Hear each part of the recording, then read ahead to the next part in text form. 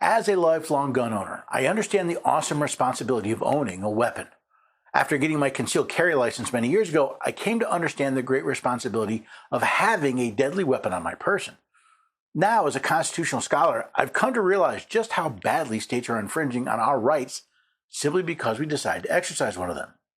Today, I want to talk about duty to inform laws. After all, if the presence of a firearm is a threat to officer safety, then the officer's firearm is a threat to my safety. So we'll discuss that next on the Constitution Study.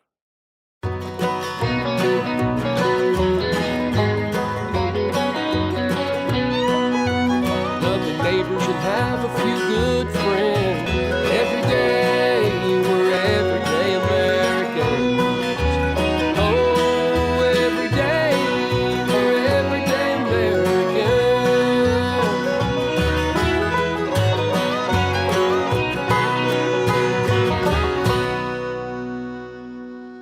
Hello there, everyday Americans. Paul Engel here with the Constitution Study, where we read and study the Constitution.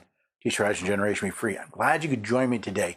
I haven't spent much time thinking about these laws, but duty to inform and duty to ID, these laws have been coming up more and more in some of my conversations. So I decided to do a bit more research on them and, of course, bring that now to you. I hope you'll enjoy this, and I hope you'll check out the article I wrote with all the links to my sources. You can find that at the website, constitutionstudy.com. I'll talk more about the website and some other things at the end of the episode, but for now, let's take a look at these duty to inform laws.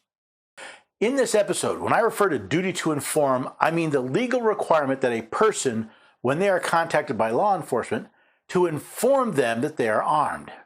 Now, based on my research, currently 47 of 50 states have some form of duty to inform law.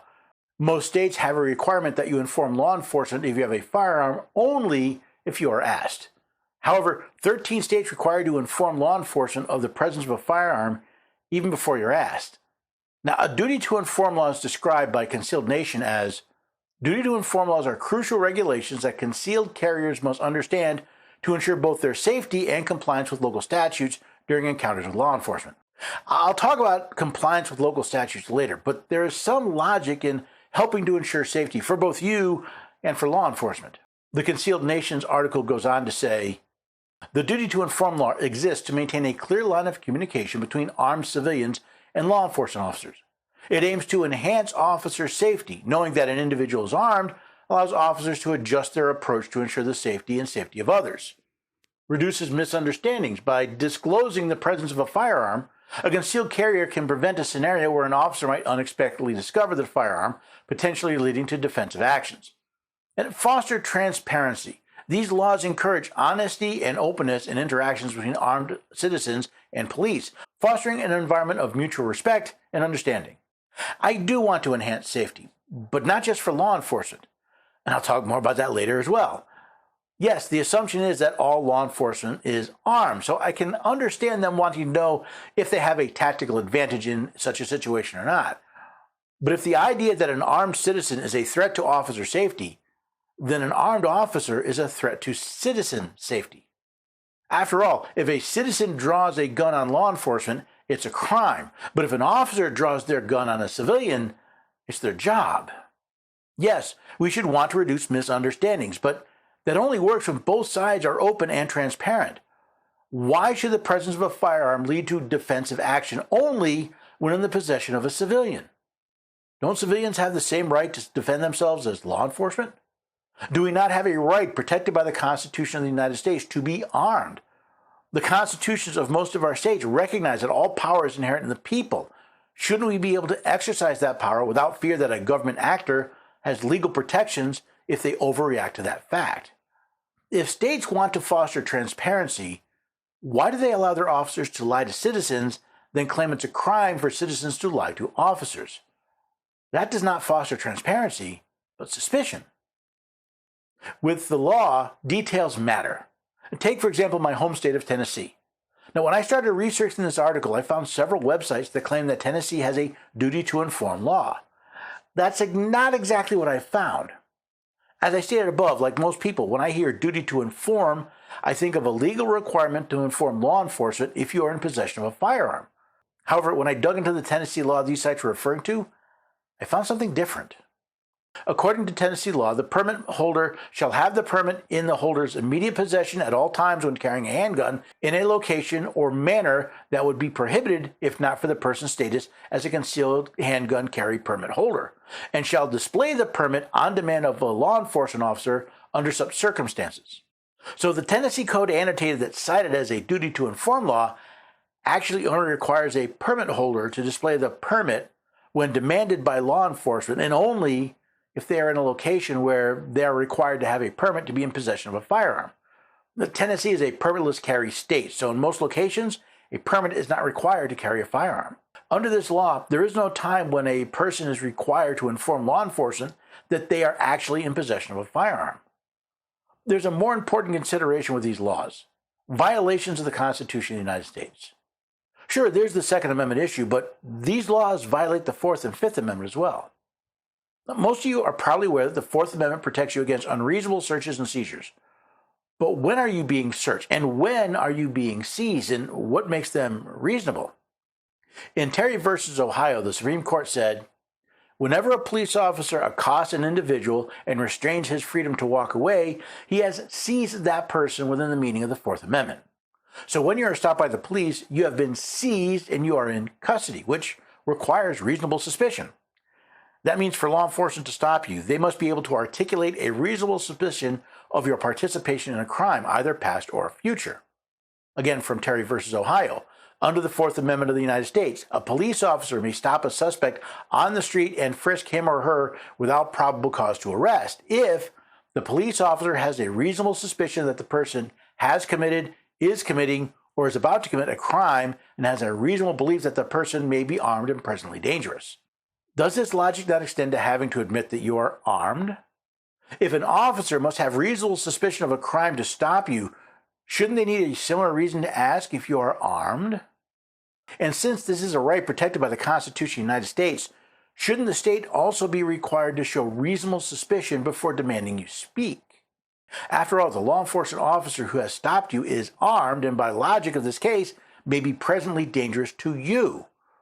Why should a level playing field between citizen and law enforcement be considered a problem? If we're going to talk about speaking, we have to include the Fifth Amendment. One of the constitutional protections that I see often misquoted comes from the Fifth Amendment. Nor shall be compelled in any criminal case to be a witness against himself. Notice, it's your right to not be a witness against yourself, whether it would incriminate you or not. Now, you may not be criminally charged when you encounter law enforcement, but if these laws make it a crime to not inform law enforcement, then that would make it a criminal case. So how can the state require me to be a witness against myself in what may become a criminal case? The Fifth Amendment protection is not against self-incrimination, but self-witness.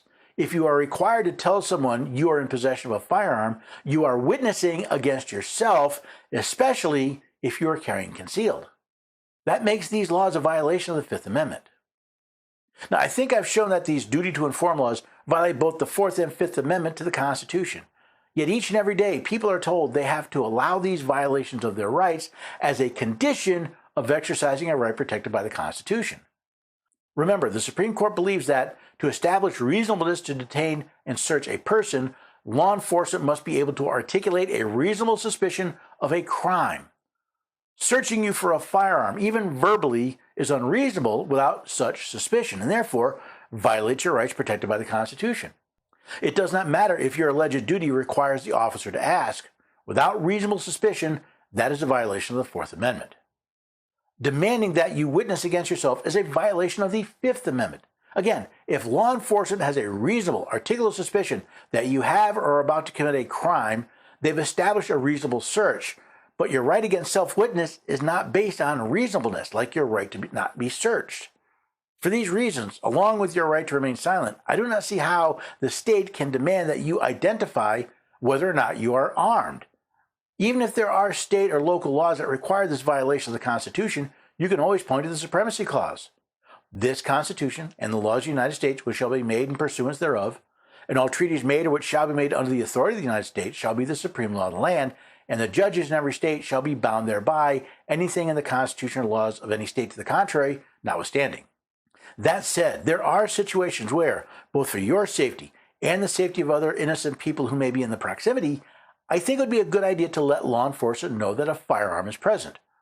For example, if you are getting out of a car or being patted down while armed, or if you are reaching for something where a gun is being stored, I think it would be a good idea to inform the officer of the presence of a gun rather than allowing them to discover it for themselves.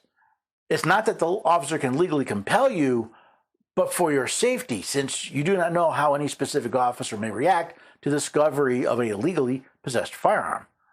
What I find most concerning is the ongoing attempt by government actors and our elected representatives to create a disparity of power where we the people are expected to be subjects to the governments we created. This ongoing attempt to make law enforcement rulers over the people they have sworn to protect and serve is not only antithetical to the constitutional republic, but to a free people.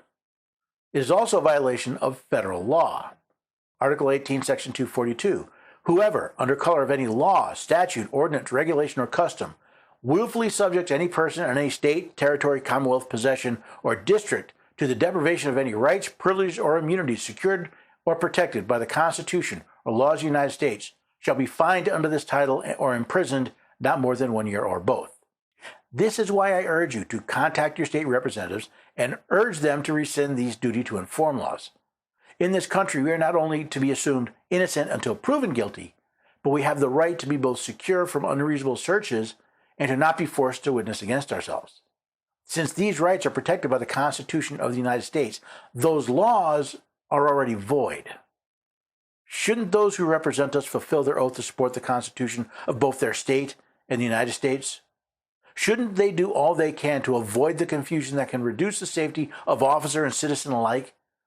Because these laws merely make the citizen a defenseless potential victim of law enforcement hubris.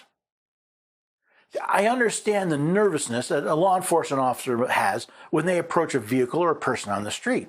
They don't know what they're getting into, but they have a higher responsibility because they are acting in the name of government. If you are required to disclose something you don't want to disclose, that violates your rights. And again, there are situations where for your safety, it's a good idea. The same way, if I'm asked for my driver's license, I'm going to tell the officer my wallet is in my back pocket, and can I reach for it? If I'm reaching somewhere where there's a firearm, I want to let him know because he may look at it and say, hey, what kind of gun is that? Or he may look at it and think it's an immediate threat and draw his weapon on me. And it's a very short finger pull from drawing a weapon to shooting somebody. I'd rather not have that happen to me. But it's a question of rights. If I inform him voluntarily because I wish to maintain safety, that's one thing. When the state tells me I must protect his safety, that's something completely different. That is an elevation of government actors above the people, and that's wrong.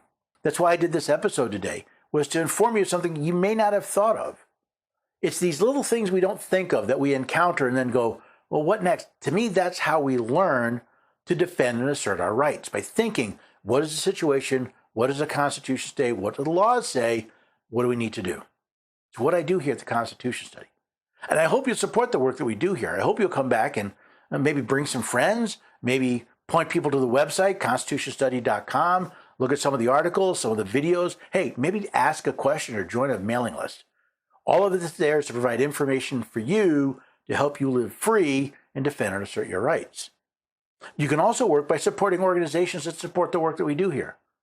Like the course Miracle of America. It's a great little course I found that looks at our history from the Pilgrims through the drafting of the Constitution. It helps explain why the Declaration and Constitution were drafted the way they were. I thought it was such a great course, I made a deal with the owner to get you a lesson free. Go to constitutionstudy.com/1776 study guide. You can read up about the course, but best of all, you can enroll for a free lesson on God's natural law. Certainly worth the price. I think it's worth your time. Now, if you like the whole course, you can sign up for the whole thing for just $17.76. But take that first lesson, constitutionstudy.com/1776 study guide, and try it out. I think you'll like it enough to want to buy the whole thing. You can also use your cell phone to support the Constitution Study. Patriot Mobile is America's only Christian conservative wireless provider. I've been a customer of theirs for years. That's why I decided to partner with them to help support the work that we're doing here. Go to patriotmobile.com/constitution, find a plan that works for you. They've got the same coverage, 4G and 5G coverage as the major carriers on all the same towers. Once you find a plan, when you go to checkout, be sure to use the code Constitution to get free activation. Again, that URL is patriotmobile.com/Constitution to find a plan that works for you. And the code for free activation, well, that's Constitution as well. So join us here at Patriot Mobile. Not only do you get great wireless service, but you help support great organizations, including the Constitution Study, to help protect your rights. I hope you enjoyed this episode. I really hope you liked enough to share with friends and family, let other people know what's going on. I also hope you liked enough to come back and join us here next time when we meet together for the Constitution Study.